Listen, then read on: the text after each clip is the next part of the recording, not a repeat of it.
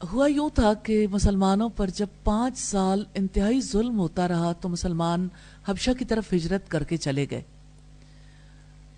اب آپ سوچیں کہ ان 5 سالوں میں کتنی بڑی تبدیلی آئی کہ انہوں نے گھر والے چھوڑ دیے، اپنا ملک چھوڑ دیا، ایک اجنبی دیس میں چلے گئے، کیونکہ اپنی جگہ پر کوئی اسلام پر عمل پیرا نہیں ہونے دیتا تھا.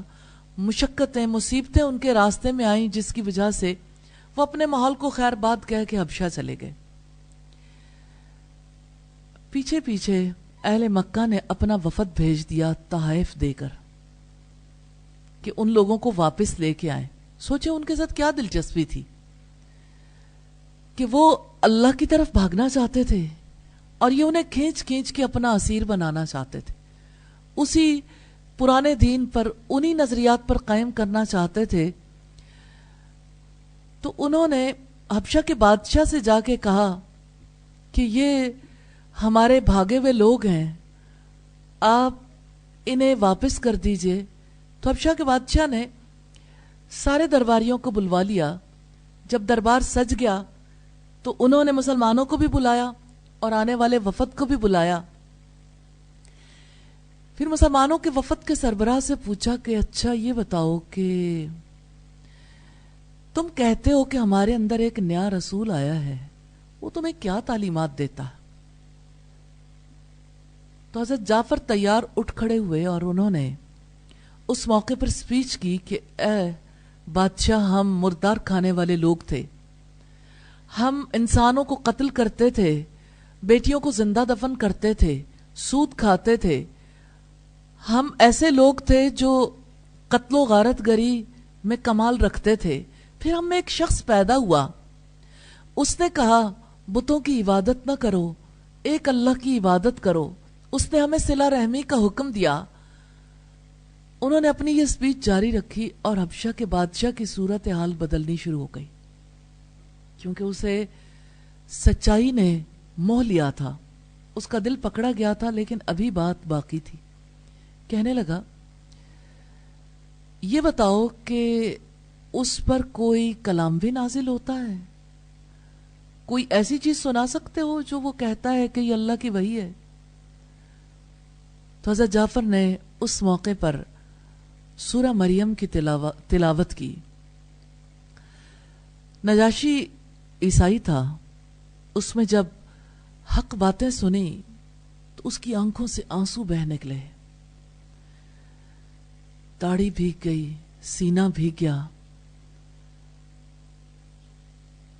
اور اس نے کہا اللہ کی قسم یہ وہی ناموس ہے جو پہلے حضرت موسیٰ اور حضرت عیسیٰ وغیرہ پر آیا تھا، یا پہلے انبیاء پر آتا تھا، یعنی وہی جبریل علیہ السلام ہے، اور یہ اللہ کا حق پیغام ہے. بادشاہ نے